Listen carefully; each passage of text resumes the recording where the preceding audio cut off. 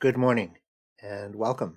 I'm Father Tom Malionic. I'm the rector of St. Paul's Church in Kinderhook this morning, and this is our morning musings, number 98.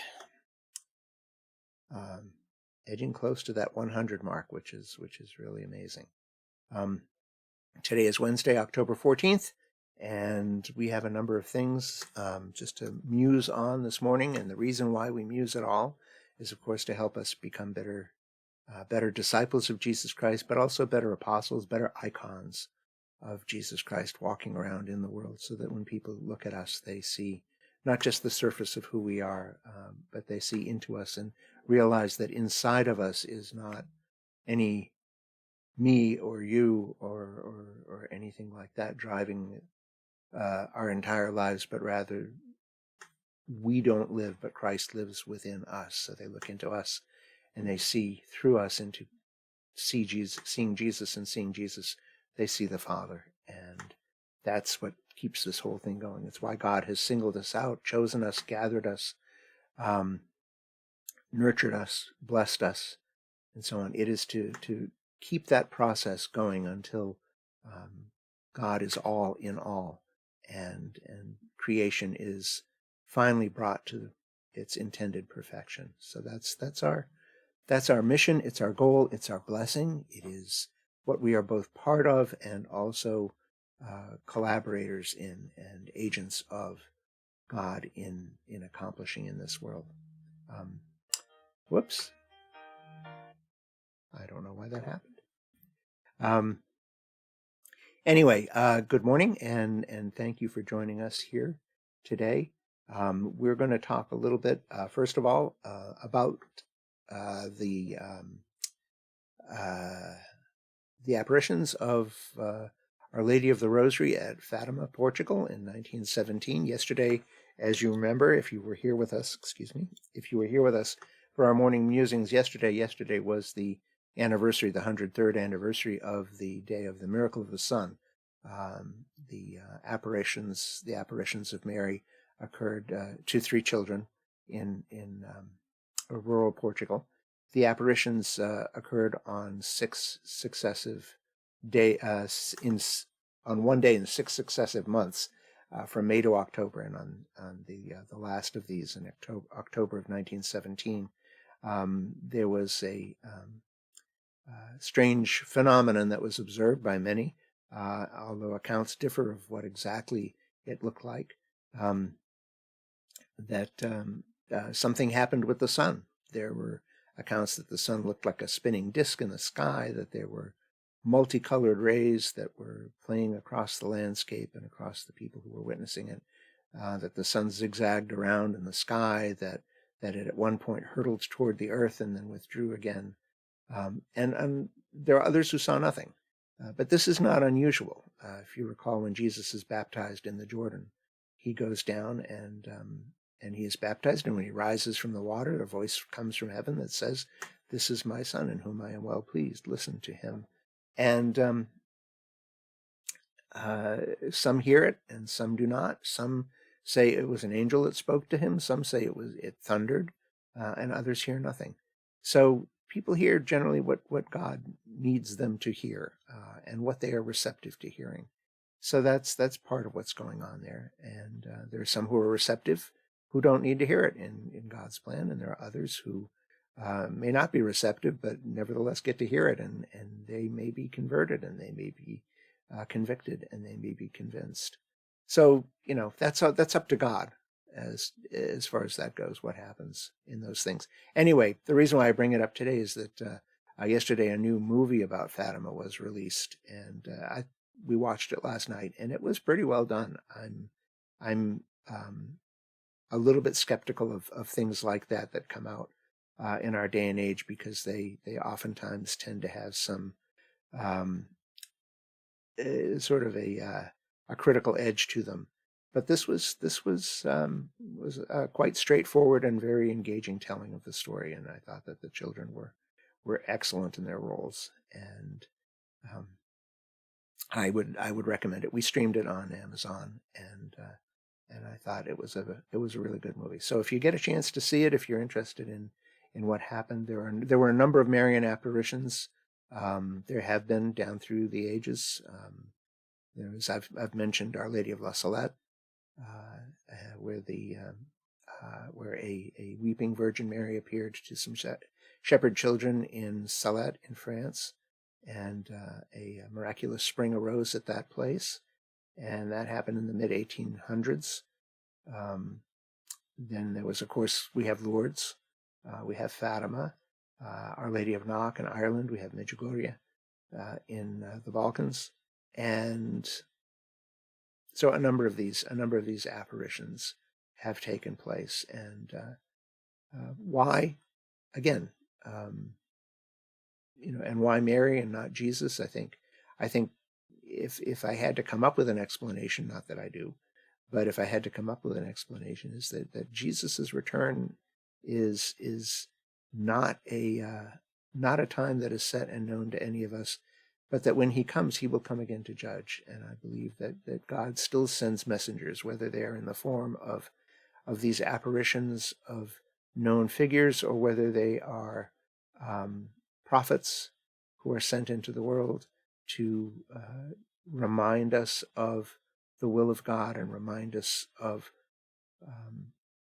our identity, remind us of who we are, that nevertheless God uses these things, because God is constantly trying to, again, bring all of creation, including humanity, to the perfection for which God intended it and destined it from the very beginning.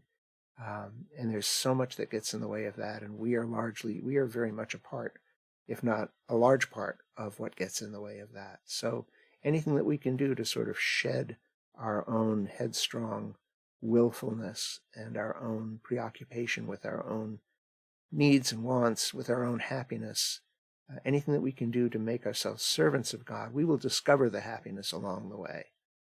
But it's a byproduct. It's a gift. It's not something that we can grasp at, as St. Paul writes in his letter to the Philippians. That even Jesus did not deem equality with God something to grasp at, but rather he emptied himself and took the form of a slave and was born in human likeness.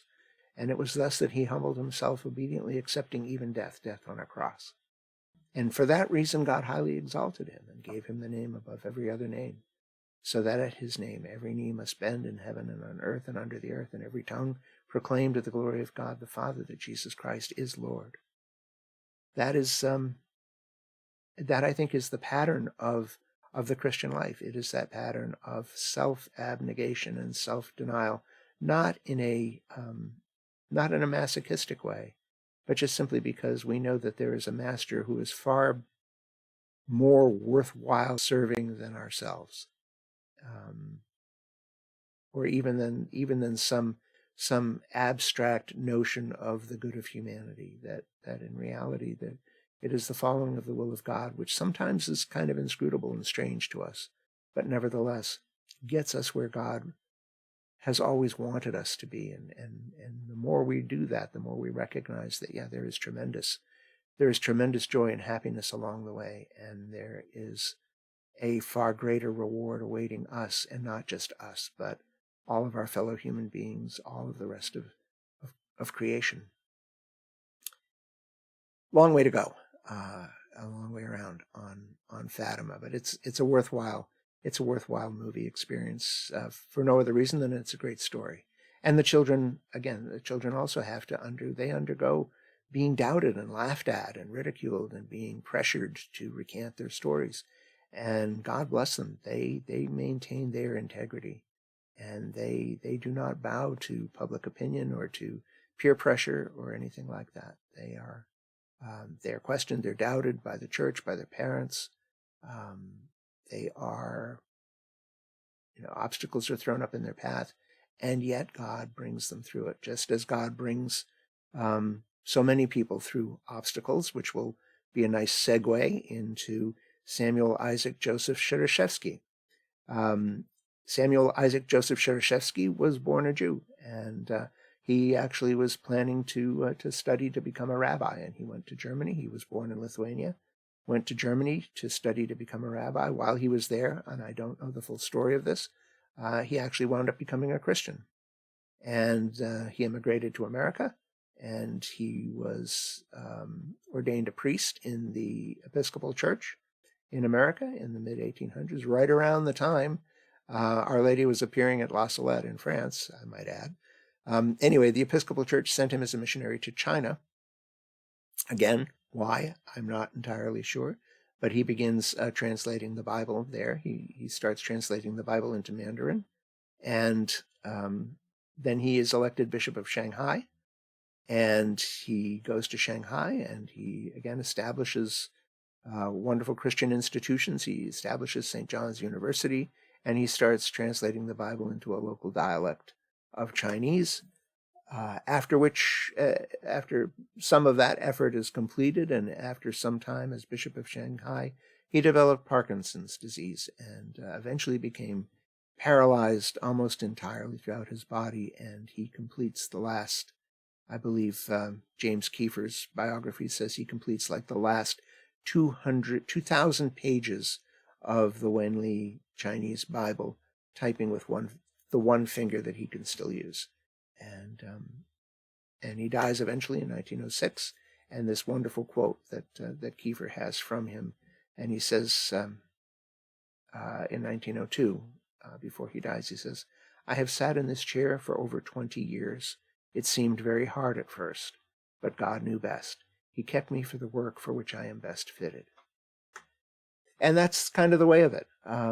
We are finding out here at St. Paul's that we don't get everything we need in order to build what we want. What we get is what we need in order to do God's will. What we get is just enough to be able to accomplish the mission that has been given to us, which is to worship God, which is to make God known, and which is to become better disciples. So it's really about worship, it's about discipleship, and it's about mission to the world around us, to our contemporaries, and also to generations that will come after us. And we may not get to preserve many of the lovely things that we have so treasured and cherished, and maybe we will, but only to the extent that we use them for the purposes that God designed them for and gave them to us for in the first place. So we need to recover that sense of focus on where our mission is, as Schereschewsky did.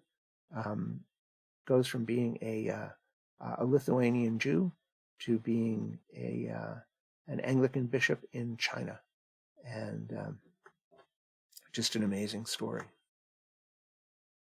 So there are, I guess maybe as a segue from that, hardships. Hardships accompany the disciples of Jesus. Hardships accompany those who are faithful to the one true, most holy, high God of Israel, the God of Abraham, Isaac, and Jacob. Following God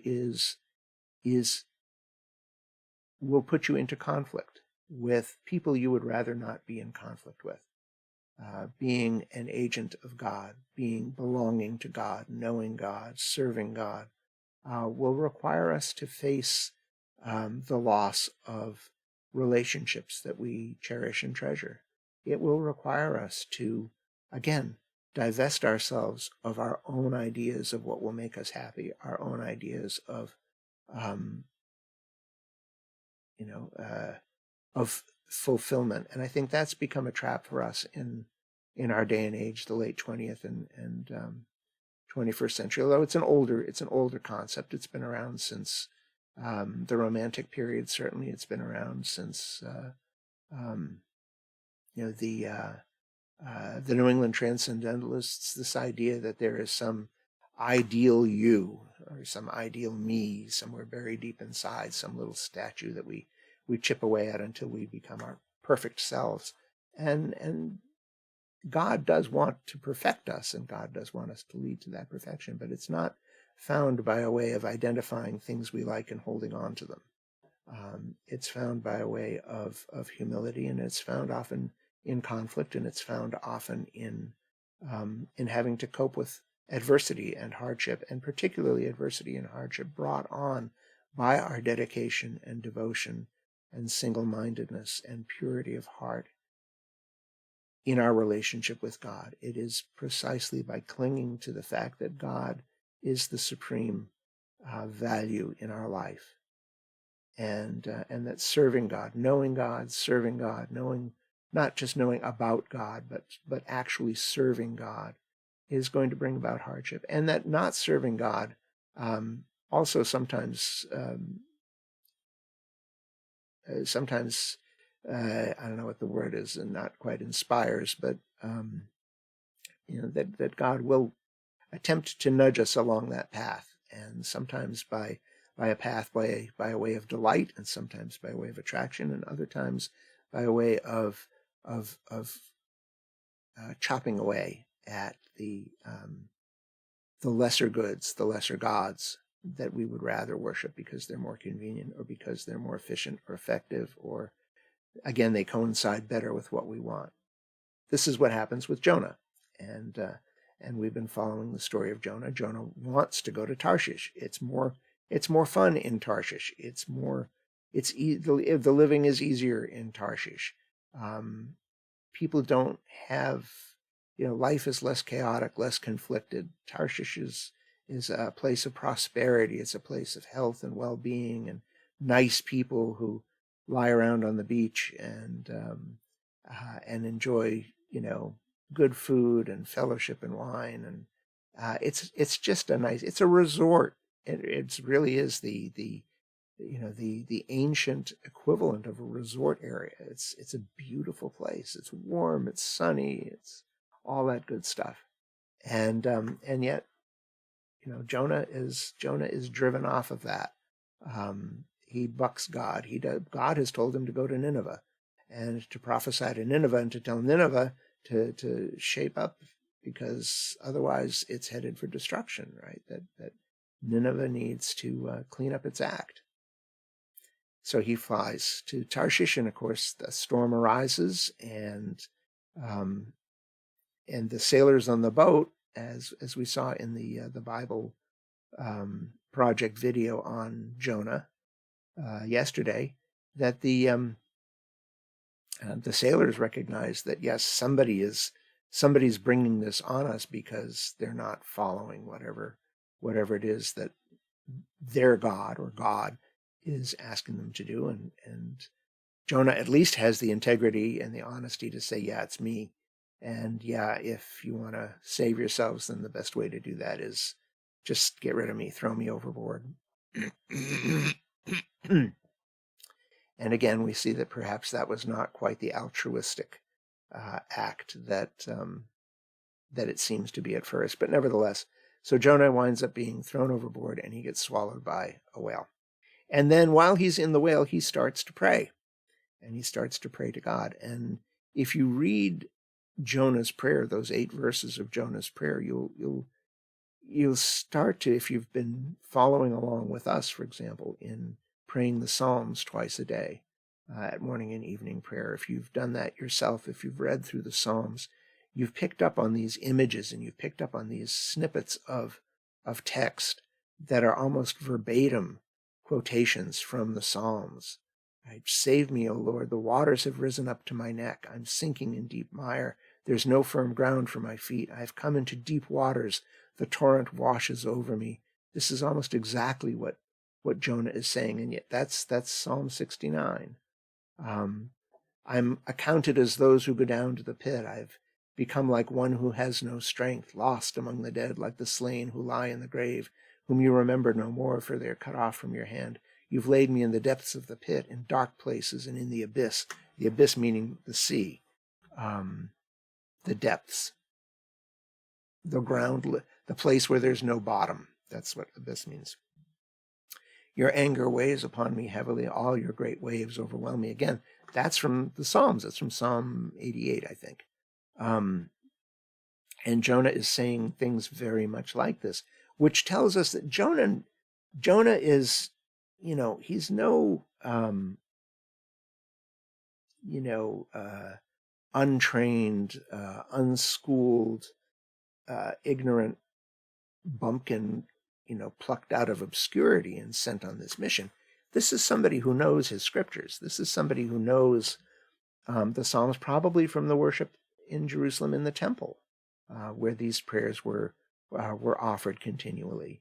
The Psalms were the prayer book of the temple. They were the prayer book of Judaism, of Israel, the hymnal that was used, and they had a liturgical use. And so here's Jonah. He's pulling out these phrases that he remembers, these images that he's heard time and time again, over and over, and applying them to his own situation. And that's one of the very best uses of the Psalms, is as we learn them, as we recite them over and over and over again, not necessarily according to what we happen to be feeling at the moment, but when the time does come, they come to our aid, and they enable us to pray when, if we had to think up the words for ourselves, we would become hopelessly tongue-tied and confused.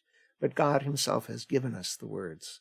God himself has given us the sentiments expressed in richly poetic language, in very expressive language, that really does tug at the depths of our own hearts. When we are in distress, we can pull out these psalms. When we are feeling contrite, we can pull out Psalm 51, the Miserere. When we're feeling happy and joyful, we can pull out the Hallel psalms from the last dozen or so psalms in the book. All kinds of things. When we see the patterns being played out in history, or we see the patterns being played out in our own lives, we can use psalms like the ones we heard the other night. I think Psalm 70. I get my numbers wrong. Anyway, but where over and over again it just recites, here were the people of Israel, and they sinned against God, and God sent them trouble, and then they prayed to God, and God heard their prayers and rescued them. And they should give thanks to God, and they should acknowledge that God is merciful, and they should return to the Lord. And over at various different points, the challenge at Meribah and Massa, the challenge at in the desert, where they demanded food, they demanded manna, they demanded the quail. Some went down to the sea in ships. There's another one that's, again, has some bearing on Noah and his story. No one knows the words, but now, Jonah knows the words, but now Jonah's living the words. The words are finally coming home to roost, and he's recognizing that these words aren't just, they are not just, pretty poems. They're not just clever formulations. That there is some reality to these things, and that reality hits directly personally in his life. And this has been my experience too, praying down through the years, in the 45 plus years that I've been praying the divine office in one form or another, on pretty much a daily basis, that hardly a day goes by when something, and maybe not in the Psalms, maybe in the readings, maybe in the versicles, the canticles, the responses, but something in those offices, almost inevitably every single day, hits me and grabs me and say, okay, this is for you today. This is for you, Tom. And this is how God speaks. We hear the voice of God. We see the voice of God, and it's a broadcast voice that's directed to everybody, but every so often something gets said that it's like, oh, that was said directly to me. So keep at it, and I think you will find more and more. And perhaps it will take some other, the coincidence, not by which I don't mean simply random happening, but the fact that things coincide with some event in your life, or some milestone that you've reached, or some affliction that has come upon you, or some great blessing that you have received, that somehow or another, all of a sudden, it will click and say, oh, this is directly relevant here. This is how God is speaking into your life, my life, our existence as the church, our world in this day and age. That's what this is all for. This is all so that we can see how we fit in the pattern, and how we are part of a larger story, not just a story that most of which is behind us and that is past, but that past story carries us forward. You've heard me say before, right, that history doesn't repeat itself, but as Mark Twain puts it, it does rhyme. That there are themes that repeat, that there are familiar landmarks that we notice along the way, that history runs not in circles, but in a spiral, so that even as we go deeper, we still come to points where we recognize that same landmark, that same vista, perhaps from a slightly different perspective and a slightly different angle, but nevertheless know that, okay, we've been here before. And again, not because we're going in circles and we'll never get out of the rut, but rather because we have that tendency to fall into patterns. And what we do when we look at the scriptures is we look for the patterns. So Jonah has found an echo of the pattern in his own life, and he's uttering these prayers to God. But if you contrast Jonah with St. Paul, say, in the Acts of the Apostles, right, you find that the pattern is sort of repeating, but with a different spin to it, with a different kind of perspective on it, a different way of approaching it and looking at it. So whereas Jonah's caught in a storm and he's saying, "Throw me overboard, guys," Paul is caught in a storm in this reading from the Acts of the Apostles today, and Paul's word is, "Yeah, I told you so. You should have listened to me, because God told me this, and whatever the captain thought, and whatever the centurion wanted to believe, God spoke to me, guys." But also today, Paul coming up with that message that, here we are in the midst of this storm, and instead of, "Yeah, this is all my fault, throw me overboard," this is Paul saying, "Don't do anything rash. We're not going to die. There's going to be a loss, yes, but we're not going to die." And this is not the first time that Paul has saved his captors or his persecutors, right? You remember the jailer when Paul and Silas are in jail in Ephesus, and an angel comes and their chains fall from them, and the doors of the prison cells fly open, and the door of the prison flies open, and the jailer is ready to kill himself because he thinks all the prisoners have escaped. And note that Paul's first priority when that happens is not to escape, right? His first priority is not to save himself. That's the sort of really telling difference, I think, between those who are kind of starting out in the Christian life, those who are getting into the point where God is beginning to start to subject them to adversities, to challenges, to trials, so that they can learn to divest themselves of self-interest and self-absorption and the need to define themselves and to fulfill their own destiny, but instead to accept God's fulfillment of their destiny. And as people are drawn into that, that's the temptation is, "Oh no, this can't be of God. This is terrible. This is awful. This is hard. And therefore we should get out of here. We should go back to where it's easier. We should go back to where it is happier, to where we are not tried or stressed or strained, where we don't have to make sacrifices." That's the temptation, like Jesus in the desert, right? But Paul is saying, his first priority in jail in Ephesus is not to escape and save himself, any more than his priority here on this boat in the sea is not to engineer his own escape. He's going to Rome. He's been told he's going to Rome. This is God's plan for him, is to go and appear before Caesar and to speak before the emperor himself and to deliver the good news of Jesus Christ to the emperor. That doesn't mean the emperor is going to receive it well, but Paul is going to do that. But this what Paul is going through here in this storm, again, it's similar to Jonah's situation, yet at the same time, it's got a new perspective, because now we have the example of Jesus. Just as Paul doesn't save himself when he has the opportunity to, Jesus doesn't save himself. He's in the garden at Gethsemane saying, Father, take this cup from me if at all possible, but your will be done. And what Paul does in Ephesus and what Paul does here on the boat, it's the captive, it's the convict, it's the one who is being persecuted, the one who is being put upon. It is the captive who saves the captors. It is the convict who saves the jailers, the persecutors. Right?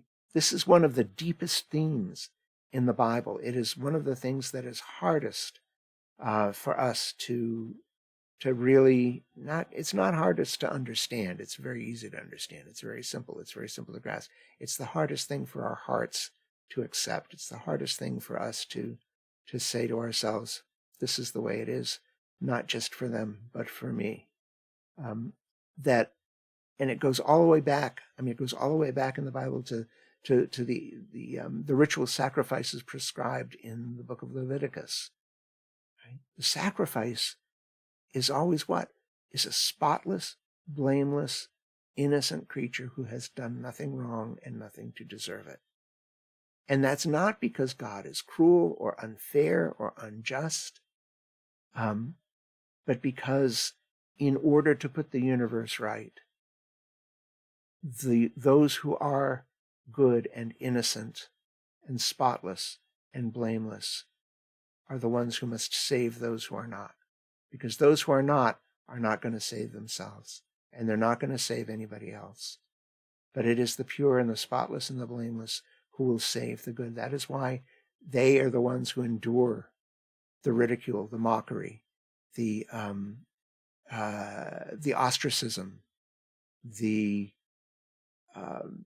being cast outside the camp, outside the gate, being ignored and ridiculed, humiliated and even persecuted, even pressured, like the children in the movie, the Fatima, and at the time of the Fatima apparitions.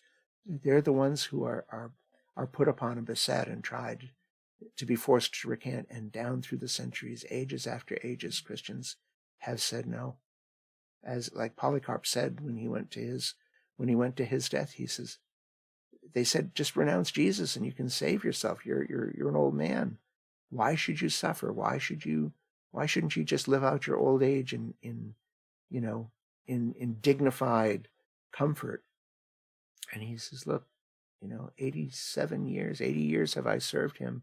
He's never done me any harm. Why should I turn on him now? Why should I betray him now?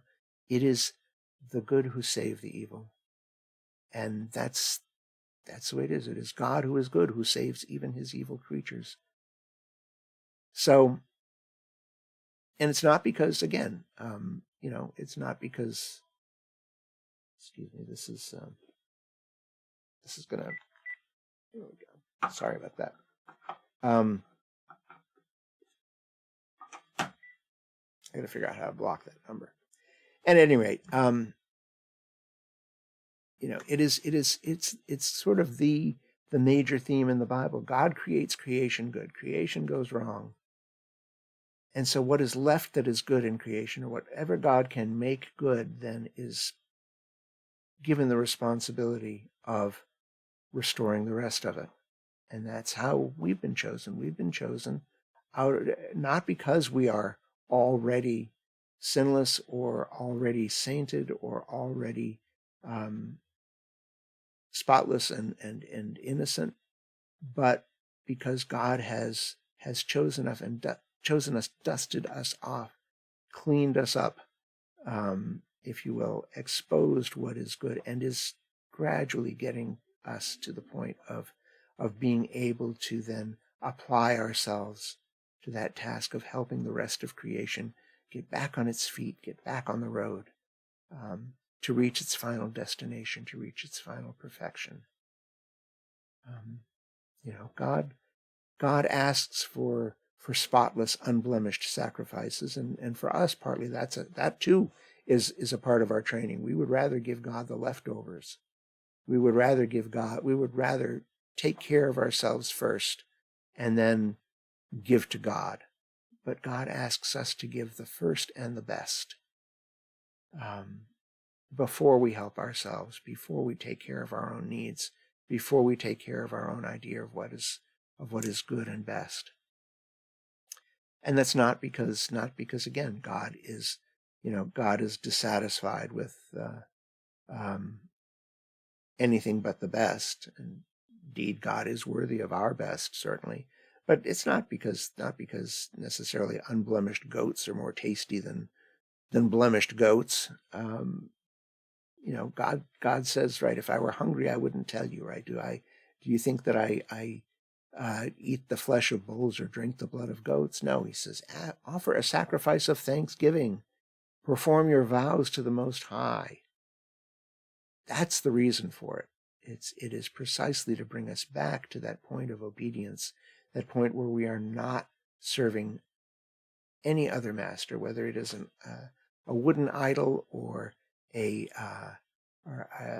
shiny round piece of metal, a coin, as we're going to hear on Sunday, or whether it is our own hearts and wills and our own idea of what makes us happy, but rather serving not another master, but the one master who can actually get us where we are supposed to go and where we are supposed to help the rest of creation go.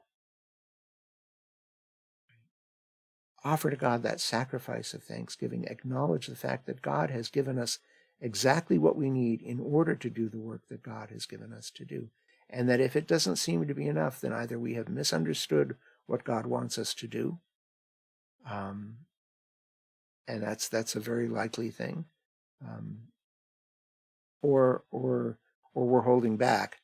But basically, I think it's because we misunderstand what it is that God wants us to do. So we have to be careful what we project back onto God. We have to be careful what we claim of God. Paul has an angel appear to him, and it is the angel. At first, God appears to Paul and says, people are going to die. And then Paul comes back and says, you know what? Another angel has appeared to me and said, no, we're not all going to die, but there is going to be a cost. There is going to be a loss.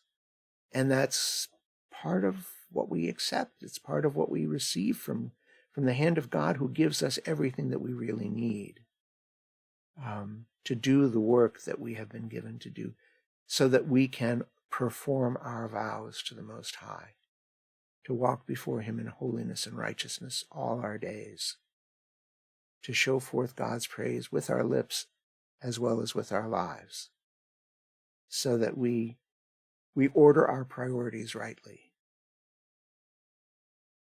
It's a constant theme. We've been blessed today to have those two readings coincide so neatly, so that we can see how the spiral works. We see Jonah going past that one thing and then down to another.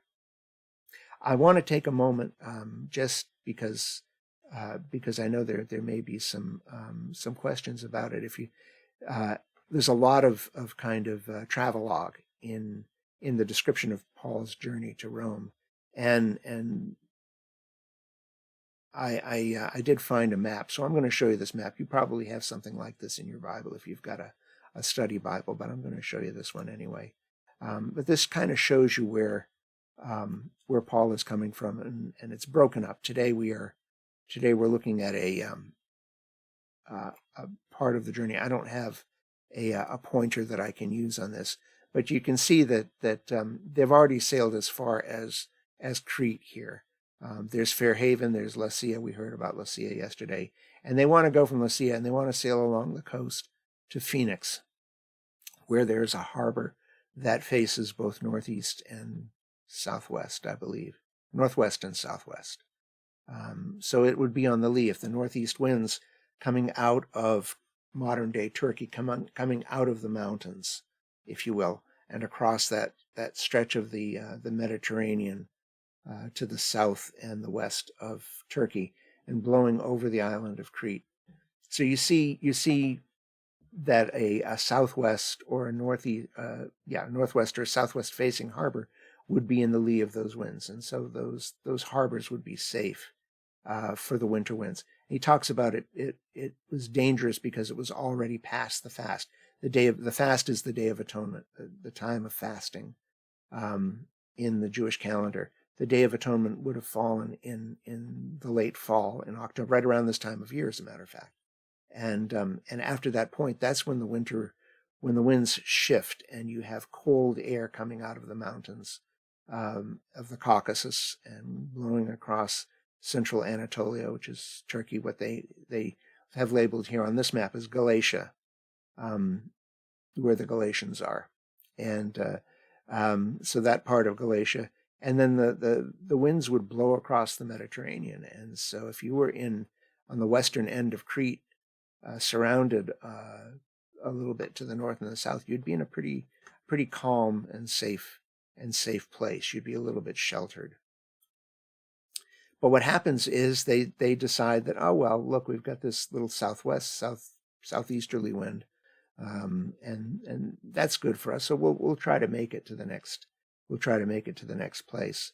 So they set sail from there, and sure enough, they get blown. If you look at that long straight stretch headed southwest from Phoenix, from the harbor of Phoenix, that's where that northeast wind blows them. The northeaster blows them. It blows them all the way down past Libya or Cyrenaica, which is, if you remember Simon of Cyrene, who helps Jesus carry his cross. That's where he's from. He's from Libya, from North Africa. And so you have this long, straight stretch that they get blown off, almost to Syrtis. Now, Syrtis, if you remember Homer's Odyssey, right, that he has to steer between Scylla and Charybdis. He has to go between the great rock and the maelstrom, the whirlpool, because the waters of that Gulf of Libya down there, you don't see all of it on the map, but those waters in that sea is shallow, and the sandbars shift, and it's well known from other writings, from other historical writings, that area is just known as the graveyard of sailors. That ships run aground. It's just hazardous, and nobody wants to go there. So they finally make their way up. They will finally make their way up to Malta. We haven't gotten there yet. So right now they're headed for Syrtis, and just according to I don't think it's Josephus, but some ancient writer, that just the word Syrtis would strike fear in the heart of a mariner. So that's kind of gives you an idea of what's happening with Paul. And if he's going to Rome, they are way off course. They've gone way out of their way. It's going to be a hard trip to tack northward again back to Malta, where they will end. And that other island that they were trying to make for the other island was going to be, what was it called? Cauda. That's not shown on here, so I don't know where Cauda is. But anyway, that will give you an idea of where Paul is going and where he's headed.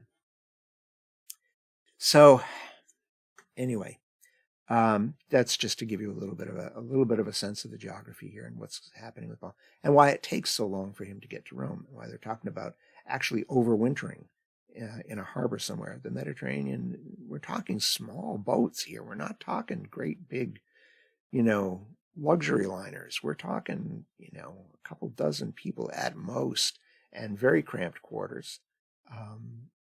And again, with the understanding and the recognition that Paul's a Roman citizen. He is being taken to Rome to appear before Caesar because he has appealed to Caesar, which is his right as a Roman citizen. And so this isn't just somebody being taken in chains to somewhere. This is an important personage, probably more important even than the centurion and the guards that are guarding him and taking him on this journey, that are escorting him. They're as much to protect him as they are to hold him captive. But Paul is going to come to the aid and rescue not only of himself. He's not going to take advantage of one of these landings to jump ship and try to book passage back somewhere and escape. He accepts that he is going to appear before Caesar, and he has this awareness that he's probably not coming back, and that it's probably not going to end with hugs and congratulations and high fives all around. That he is going to go to Rome, and that there he will die in Rome, and he will not die peacefully in bed.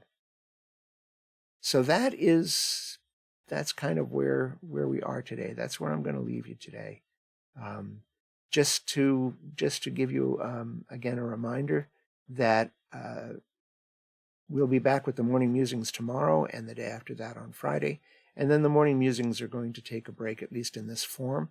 I'll try to post something daily that will hopefully keep you becoming immersed in various different ways that you can pursue this goal that we all have of becoming transformed and being made more and more in the likeness of Christ, becoming more and more like Christ, so that we can be better apostles as well as better disciples, so that we can not only be better beneficiaries but better givers. So I again give you the heads up that we'll take a break. I'm going to be developing some new content, and I would love it if you have any input as to what has blessed you, and what you thirst for, what you hunger for, perhaps something that we have just barely scratched the surface of. But whatever has blessed you, do let me know what that is, so that I can not neglect to do more of that in the future. That's really important. And if there's anything personally that I can be of help to you in, by all means, do be in touch. So I will be back today on Facebook Live this evening at 5 o'clock. I hope that's not getting too confusing for everybody, but I'll be on Facebook Live at 5 today with evening prayer, and I ask your prayers and promise that I will pray for you throughout the day today, that God will bless you and give you every good blessing and every good thing and every grace until we meet again.